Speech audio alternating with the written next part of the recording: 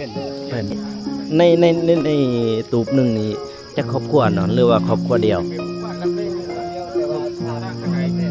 ครอบครัวเดียวแต่ว่า3คนมีแต่เขาช่วยมันอ๋อของเขาไม่ได้เอาไปแสดงว่าตอนไฟใหม่นี่บ่ได้เอายังทันเลยเนาะเขาบองพระเจ้าอยู่ในมองนี่เป็นเฮือนของพระเจ้าเลยบ่แม่นโอ้แสดงว่าอยู่บองเฮือนไผเฮือนมันเนาะเป็นบ่แม่นพ่อแม่ปลุกท่านบ่ยินไฟมันลามเลยอยู่เพื่อนเขาบัดนี้เจ้าแล่นไปทางไหนพ่อแม่จะแล่นไป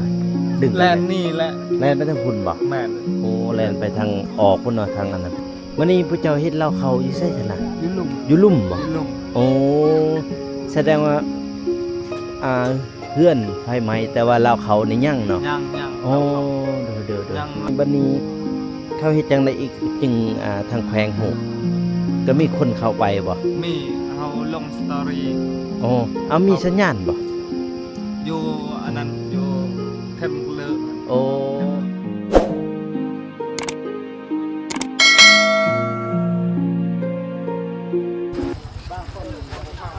ป้าโตพ่อแม่พี่น้องเอ้ยในหมู่บ้านนี้มีรถคันเดียวนี่ในหมู่บ้านเขาเจ้านี้มีแต่คันเดียวนี่เนาะโอ้โตในหมู่บ้านเขาเจ้ามีรถคันเดียวนะนี่จะเป็นรถบ่าวเตียงพี่น้องเอ้ยโอ้โตนี่ในหมู่บ้านเขาเลยนี่รถอันนี้โอ้โตในหมู่บ้านเขาเจ้ามีแต่คันเดียวนี่ห่านอาลงเรางามคายรถติดหนีได้3 ปีติดหนีได้3 ปีพุ่นนะพี่น้องเอ้ยในหมู่บ้านเขาจะมีแต่รถคันเดียวเนี่ยเนาะรถกำนันเกิดปื้อขึ้นผู้ขึ้นพาบ่ตองย่าน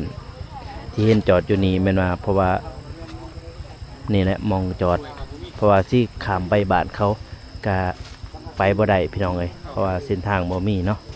บ่มีเส้นทางโอ้โหประตูเล่นกันนี่ฮอดบ้านขึ้นเลย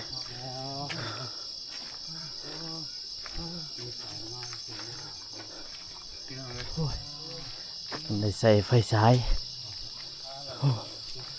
ไปเบิดไม่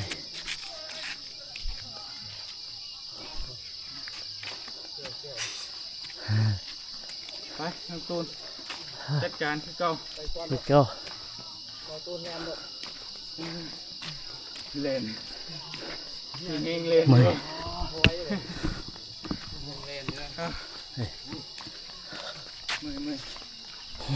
รวมจมบุญที่จะได้ได้พี่น้องเลยมื้อนี้มาคำอีกแล้วเสียดายว่าสิมาเบิ่งหมู่บ้านเขาคักๆเลยนะฮะคือเก่าเดินในบ้านมาเดี๋ยวเพิ่นไปทำหมกทองหมูปลา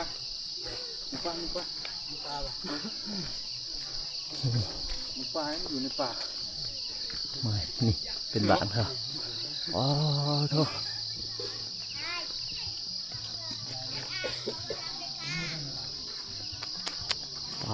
โธ่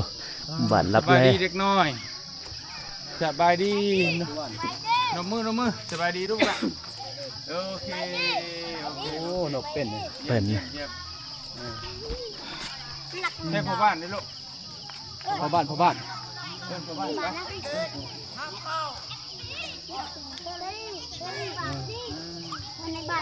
เด็กๆห้ามเข้าเพิ่นเนี่ยเขาเล่นมาซ้ำ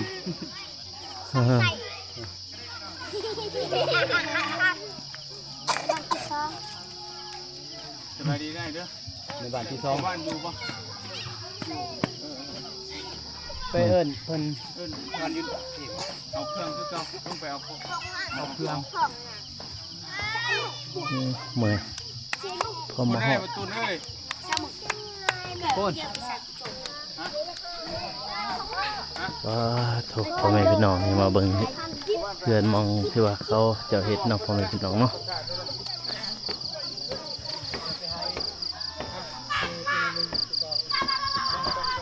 ไปรอเบิ่งเดี๋ยวบ่ฮอด คุณคุดเป็นกระดอบกระเดียบอยู่พี่น้องอยู่ ปื๊ดเมื่อวานเนี่ยคมไฟใช้กับบสับอู้ทบเป็นหมู่บ้านดึกลับเนาะพ่อแม่พี่น้องเนาะโซ่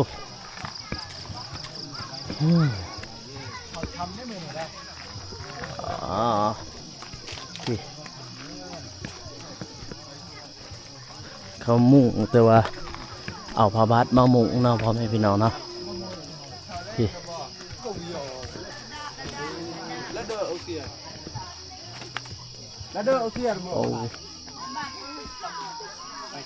แล้วเด้อบัวโหจูกันเด้อ ตอนในท่าแล้วเนาะคือใครจะตาเครื่องสักของ ผู้ชายอยู่ซาละกวนก็ได้ป่ะ ใช่นี่บ่ โรงแกบน้ำเบิดสองแกบน้ำเบิดสองบอกคนแน่ๆบอกอันนั้นลงไปเอาผ้าห่ม คือเก้าสั่น นี่ยังวิธีทำบอกเดี๋ยวไอ้มันก็ได้ไป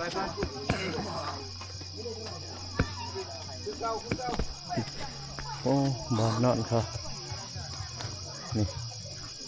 มึงพาบัดแค่ในพ่อแม่พี่น้องนี่โอ้ อยากเข้าท้ายบ่ ฮะ เข้าท้ายรถบ่เป็นยังเข้าท้าย โดยได้แหละโอ้พูดอ่ะ มันเปลี่ยนใหม่เลยครับ อ๋อจากเก่าเนาะ งานกว่าเก่า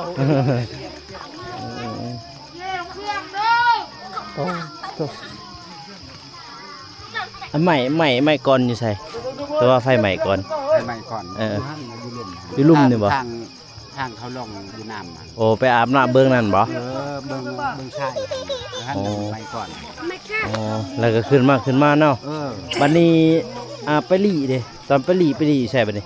เวลาไฟไหม้แล้วไปหลีใส่ เพิ่น แบบว่าไฟไหม้แล้วไปเจ้าไปอยู่ใส่หั่นนะอยู่เทิงนี่บ่ ก็มี อยู่เทิงก็มีอยู่ลุ่มก็มี อ๋อก็ไปทางผม ไหม้ประมาณจักโมง 2 โมง 2 โมงกลางคืนบ่ 2 โมงกลางคืนฮอดจะอยากฮอด3 โมงนะ ฮอด3 โมง ไหม้เบิดเลยบ่ หมดเลย โอ้ ในแต่ลังเดียวยังเฮือนที่นั่นมันยัง ฮะเฮือนหลังนั่นบ่อ๋อลองเยื้องใหม่มาหัน อ้วนหยัง โอ้หันยังหลังนั่นนำพ่อแม่พี่น้องเลยกับศาลากวดนี่เนาะโอ้ศาลากวดนี่ย้อนแบบว่าย้อนสังกะสีบ่หรือว่าบ่มีเอื้อนอ้อมขางบ่จึงบ่ไฟไหม้อ๋อ เอาไปจับอะไรนั่นหรือว่ามันมายักใหม่ บ่ยังไม่ โอ้โดย ไปเข้า เพิ่นว่ามีพี่อะนะมันพี่ โดย มัดบ้านเฮานี่ก็ฮวบอยู่หั่นเพียน โอ้แบ อัน บ นั้นมันบ่แม่น ปกปักรักษาเนาะ มันน่ะนะ โดย ของมันน่ะ แบบว่าปกปักรักษาเนาะอืมยังแต่หลังนั่นบ่ไหม้ หลังนั้นบ่แม่น นั่นสิเรือบ่เรือเนาะไหม้เบิดเลยมุงหญ้าคักแน่ติดหลังหนึงไปเบิดเลยเนาะ อืมแต่ก็บ่มีผู้ใดเสียชีวิตติ บ่มีแล้วนั่น อ๋อ ชีวิตนี่ อ๋อ คนบอกเป็นย่างแต่คนแต่ว่าเครื่องทองเตียงทองเตียง เบิดเลยอ๋อ มาจากลังหลุมหันลมมันเป่าเข้าในนี่มันเป่าหาพี่ อ๋อเป่าขึ้นมาอ๋อเป่าขึ้นมาแล้วก็ล่ามขึ้นมาเลยเนาะโอ้ขอบ มันจะไม่ดังตัวดังเวียง ล่ามขึ้นมาพี่น้องคนก็คือสิหลายแล้วเนาะอันนี่เนาะ ลายเล็กน้อยมันลาย เด็กน้อยบ่ มันลาย ว่าได้เมืองใด ฮะ เมืองใดอ่ะ อยู่เสกองนี่แหละอยู่แขวงเฮานี่แหละแม่นเมื่อวานเฮาก็มาแล้วเมื่อวานนี่ เคยเห็นแล้วเอาปันกันนั้นเครื่องอยู่ ขอบใจเลย ปากห้วย อืม เมื่อวานก็มาปั่นเครื่องเมื่อวานนี่มื้อนี้ก็มีผ้าห่มกับมุ้งผ้าห่มกับสาดนะผ้าห่มกับสาดเพราะว่าเครื่องมันเต็มเลยมื้อนี้มาคันเดียวมื้อนี้เฮาว่าสิมาแต่เช้าพุ่นเด้ ครับว่ามีไปทางไหน ว่าสิมาแต่เช้าพุ่นแต่ว่าหากก็ฮอดเมื่อกี้แล้วก็ขึ้นมาเลยวันนี้ก็มีบ่รถเข้ามาอีก บ่มี บ่มีเลยบ่มื้อนี้นี่ เลย บ่มีอ๋อ แล้วก็พวกลูกกันมา อืม มาใหม่ แสดงว่ามืออื่นวันมืออื่นนี่แหละจะมีอีกคันหนึงรถเสียรถอยู่เซกองเฮาเฮือนเนี่ยพวกนักข่าวเขายานมืออื่นนั่นแหละใครสิมาอืมมันนี่ในตูบหนึ่งนี่จะครอบครัวเนอนหรือว่าครอบครัวเดียว แต่ว่าครอบครัวเดียวแต่ว่า3ผัวเมีย อ๋อ หลาย อ๋อ จับติ๊กเป็นชั้น สั่นเป็นสั่นเลยตั้งแต่หลังจากที่ไฟไหม้แล้วฝนตกอยู่บ่ บ่มี บ่มีเลย บ่มี บ่มีฝนเลย แต่เมื่อวานมีตอน อ๋อ แรก เจ้าผ้าเฮาเข้าไปไหนได้บ่ ได้ ไป เข้าเลย จะเข้าก่อนเลย อ๋อเข้า ไปพี่น้องเดี๋ยวเฮาเข้าไปด้านในเนาะพ่อแม่พี่น้องเนาะโอ้โถอืม เครื่องมีแต่ข้าวสวยหมด อ๋อ ของเขาไม่ได้เอาไป อืมแสดงว่าตอนไฟไหม้นี่บ่ได้เอาหยังทันเลยเนาะ ก็ อืม ทันยังเลย นี่เอิ้นครัวนั่นนี่เบิ่งนี่เนาะ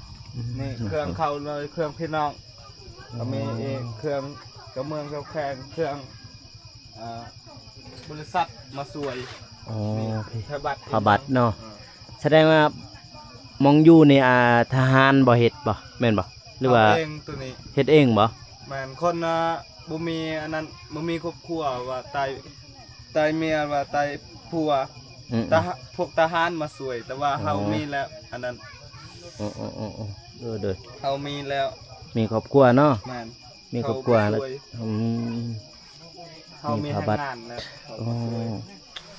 อีช่างกำลังเฮ็ดหยังนี่ต้มน้ำบ่ ต้มน้ำกินอันนั้นกาแฟ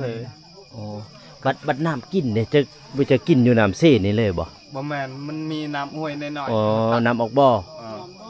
น้ำออกบ่อกินน้ำออกบ่อเนาะ แม่น อืมนี่เตาไฟพี่น้องเอ้ย ของเขามัดใหญ่ แม่นบ่ แม่น อืม ของ แสดงว่ามื้อนี้นี่ยังบ่ทันมีไผเข้ามาเนาะ บ่มี อ๋อแสดงว่ามืออื่นบางทีมืออื่นมืออื่นนี่แหละมันจะมีรถ CR สิมาอีกเพราะมันเป็นเครื่องนุ่งนี่แหละยังมีลายอยู่ อืม เป็นพวกทีมงานอาสาเนาะพี่น้องเนาะทีมงานอาสาจากเมืองท่าแตงเพิ่นจะมาช่วยกันป้าไปลองไปเบิ่งหน่อยเบิ่งใหม่เบิดเลยเนาะมอง มัดนี่ มองเขาบองพระเจ้าอยู่ในมองนี่เป็นเฮือนของพระเจ้าเลยบ่ แม่น โอ้แสดงว่าอยู่บองเฮือนไผเฮือนมันเนาะแม่นบ่ แม่นแม่น โอ้ตายเอาเฮาอยากถามว่าตอนนี้จะฮู้บ่ว่าอยู่ในนี่ทั้งหมดนี่มีจักตูบมีจักหลังคาแบบนี้นี่จะฮู้บ่ หู ประมาณจักหลังคา 36หลังคา 36เลยอ๋อโต๊ะ คันนะคัน โต๊ะ บ่ไหลกับเพื่อนตัวนั้น35 แม่นบ่ แม่นคันไหล36หู อืม พลเมืองนี่200 พลเมือง200 278 ว้าวก็หลายเติบเลยเนาะอืมมองได้ที่ว่าเป็นหานขาตอนนั้นค่อยเห็นเขาถ่ายเทื่อหนึ่งบ่ถึงบ่ อันนี้เนาะ แบบหานขายเครื่องหั่นนะหานขายขนมมีบ่แถวนี้ตอนนั้น มี มองนั่นบ่หรือมองนี่ มองนี่เอื้อนในบ้านอยู่เทิงพุ่น อยู่เทิงบ่แต่ว่าเขาขายเครื่องขนมขนมนะ แม่นแล้วก็ลังอยู่หันตูบหันแต่ว่าไม่หมด หมายหมดเลย เครื่องตัวเขาขายหันบ่ได้บ่ทันเอาไปเลย หมายเบิดเลย ไม่หมดเลย อ๋อโดนนี่บัด บ่ บั ไม่ ด ยังได้2โมงกลางคืนเนาะ คือกลางคืน กลางคืนกำลังแจ้งกำลังนอนม่วนเนาะ นอนม่วนและบ่ยินและคอยพ่อแม่ปลุกคันบ่ยินเลย อืม ไฟมันลามเลยอยู่เหือนเฮา อ๋อบัดนี้เจ้าแล่นไปทางไหนพ่อแม่จะแล่นไป ดึง แล กัน น เลย นี่แหละ แล่นไปทางพุ่นบ่ แม่น โอ้แล่นไปทางออกพุ่นเนาะทางอันนั้นพุ่นเนาะแตกตาเบิดแยกย้ายเบิดเลยเอาบัดนี้พระเจ้าเฮ็ดให้เด้เฮ็ดให้บ่ทางนั้นแม่นบ่ แม่น เฮ็ดให้ไปพระเจ้าไปเฮ็ดให้ทางใดบัดนี้ ทั้งนี้แหละให้ ย่างไปบ่ ย่าง ป้าจุ ให้มันแบบนี้ สั่นเป็นสั่นแล้วเนาะ สั่น โอ้โถดองเลย รถจักร2คันตัวใหม่ๆใหม่ โอ้ ห้องซี รถจักร2คันที่ว่าไฟไหม้ แม่น อ๋อแล้วก็ห้องสี ห้องซี ห้องสีเข่าบ่ เดี๋ยวนี้โคกตำข้าวก็บ่มีไม้แล้วมีแต่ข้าว เขาก็สวยเอา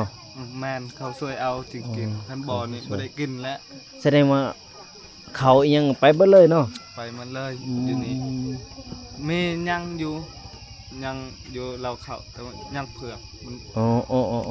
มื้อนี้พระเจ้าเฮ็ดเหล้าเขาอยู่ไสซั่นล่ะ อยู่ลุ่ม อยู่ลุ่มบ่ อยู่ลุ่ม โอ้แสดงว่าเฮือนไฟไหม้แต่ว่าเหล้าเขานี่ยังเนาะ ยัง โอ้ เราเข้า เด้อ ยังเราเข้าตอนใหม่นี่ไปนอนอยู่เราเข้าแล้วหมู่บ้านนี่ท่านบ่อนี่บ่ได้นอนอยู่ไส บัดนี้เขาเฮ็ดจังไดอีกจึงทางแขวงหูก็มีคนเข้าไปบ่ มีเฮาลงสตอรี่ อ๋อเอามีสัญญาณบ่ อยู่อันนั้นอยู่เข้มเลอะหั่น โอ้ เข้มลุมหั่น อ๋อมีสัญญาณอยู่หั่น มี เดี๋ยวนี้ก็มีบ่ มีรา ราคาโอ้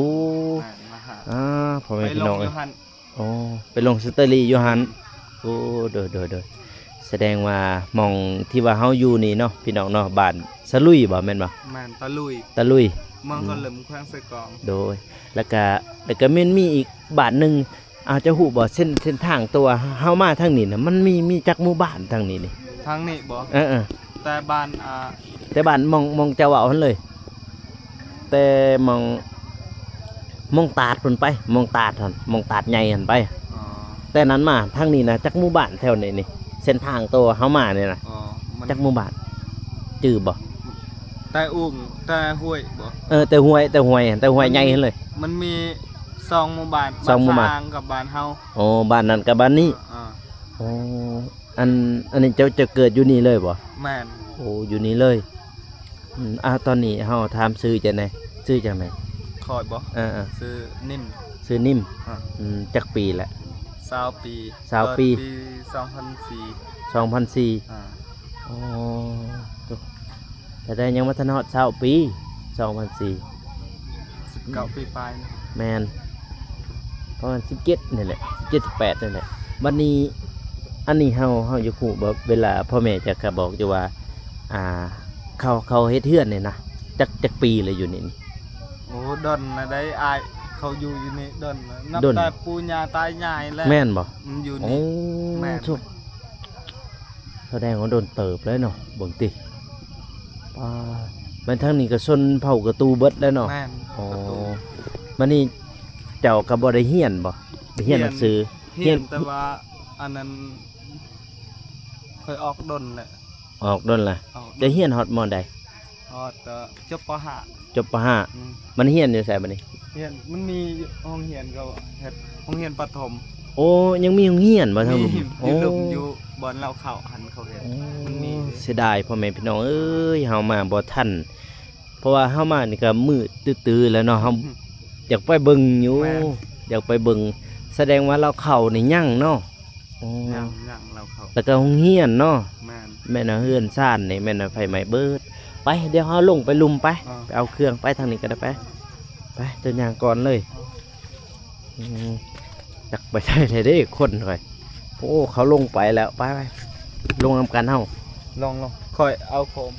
เอาโคมมาหน่อยก็ได้ว้าพ่อแม่พี่น้องเอ้ยแต่ว่าอย่างดีอย่างหนึ่งเนาะเฮือนพระเจ้าไฟใหม่แต่ว่าเราเขาพระเจ้ายังอยู่เนาะยังอยู่ไปดีอย่างหนึงแต่ว่าเพราะว่าเฮือนไฟใหม่แต่ว่าเราเขายัง ยัง อืม มันไม่มัดเลย แม่น ปลาไหลบุ้ง บ่ ยังสิกิน บ่ดีเด้ดีอย่างหนึงเด้เพราะว่าทางบ้านอื่นหั่นเราเข้ากับเพื่อนนี่อยากติดกันเลยเด้ แม่น ทางดึกจึงพุ่น นี่ ว้า ไปคันเฮาบ่เหมาะนั่นไม่กับอันนั้นเราเข้าใกล้ๆเด้เรา แม่นบ่ เข้าอยู่หลุมแม่น โอ้ แต่ว่าอ้ายก็บ่ได้ลงนะมืดค่ำ เออ พวกอ้ายนอนบอกว่ากลับ กลับ โอ้ มื้อบ้านก็กลับพอดีฮอด ได้กลับกลางคืน พอดีฮอดน่ะรถขาหลายหม่องไอ้ลีหม่องห้วยใหญ่หั่นเด้หม่องห้วยนั่นขาลงไปอยู่อีกย่างไปอยู่อีกว้าทุก ยังถ้ามีรถ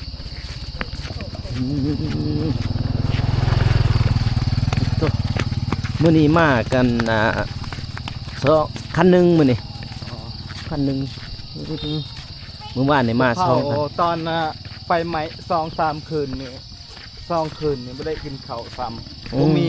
หม้อบ่มีข้าวสิกิน อ๋อ มีไหม้หมด บ่มีหมอเนาะ แม่น หมอก็ไปเบิดเลย สาดอีหยังก็บ่ได้มีแต่นอนหักลากไปนั่นแหละนอนอยู่บนดินหักลากคนเต็ม คนเต็ม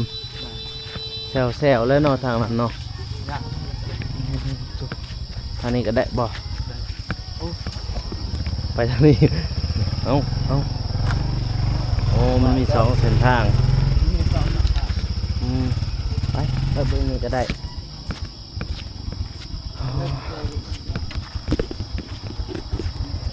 เขาก็ไปทางนี้เอ้าให้เขาลงก่อน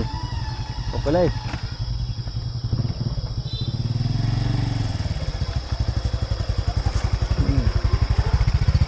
ไปเลย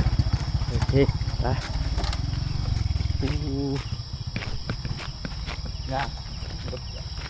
ทางตัวนี้เฮากดเอา บัดนี้น้ำมันเด้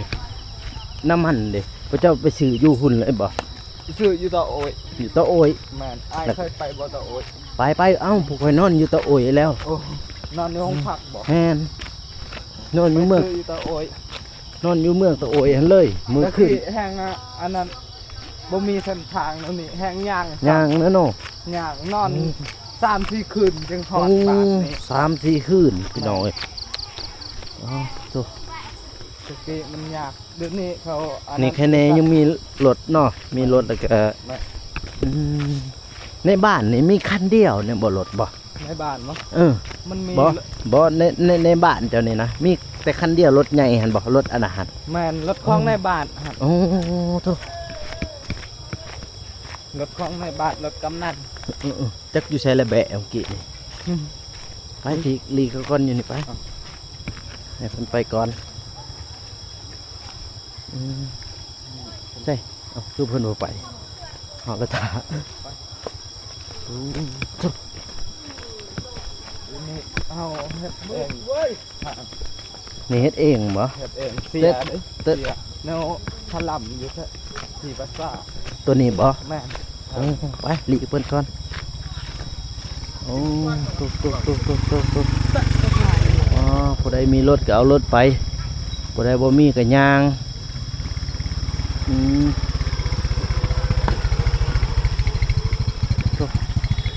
ตอนนั้นทางพระเจ้าอยู่ไสตอนนั้น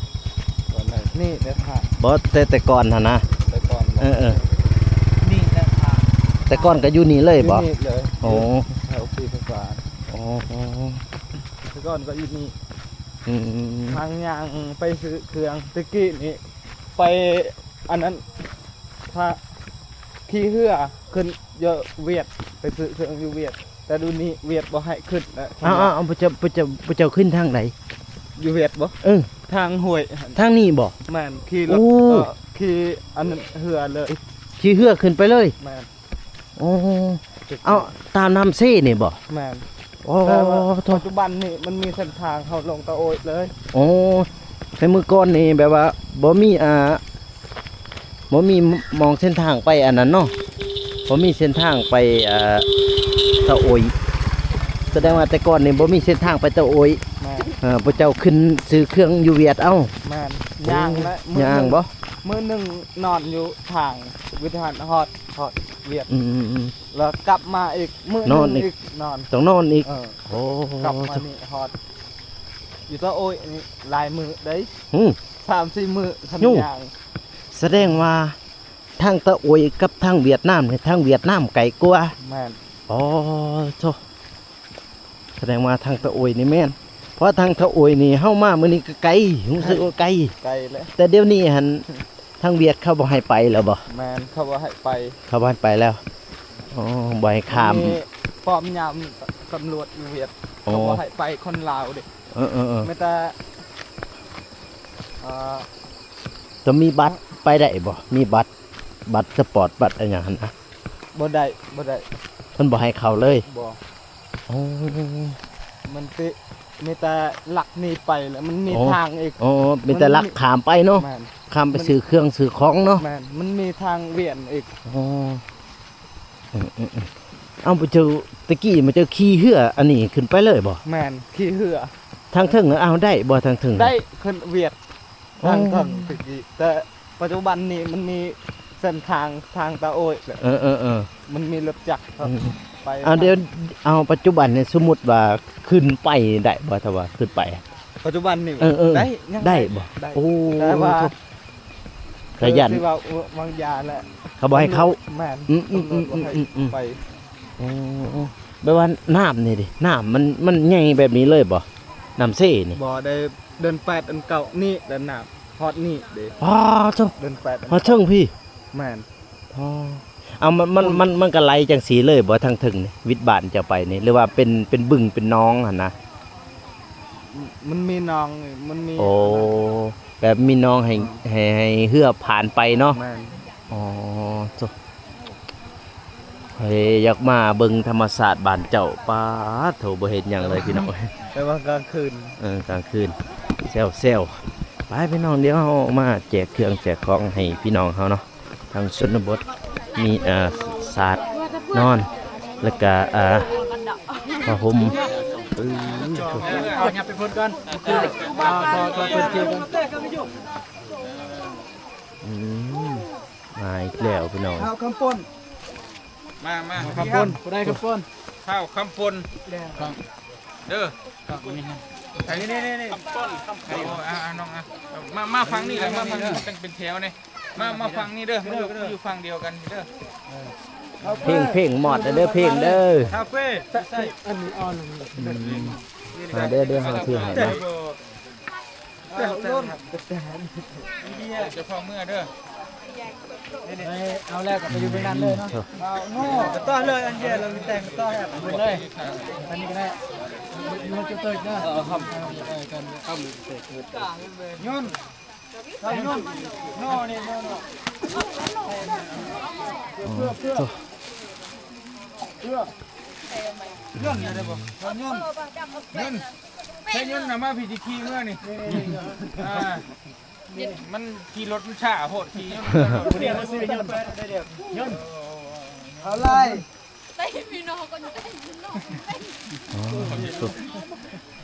บ่ได้มีโคมไต่เลยเหรอโคมอย่างอย่าเข้าเมื่อ ไต่เลย อย่าเข้ามาเด้อ ถ่ายรูปก่อนเด้อ เด้อไปอยู่บนนั้นเลยนี่ย่นไปอยู่บนนี้ย่น ดูมาบ่เอาแค่ไหม เอาเงาะดุย ทางเงาะ เบาเงาะ เงาะ เงินเลยงั้นเลย มื้อนี้พวกเขาแจกมีศาสตร์แล้วก็กระเป๋าห่มเนาะพ่อแม่พี่น้องเนาะเบาเตียงเพิ่นแจกเลย นางลูก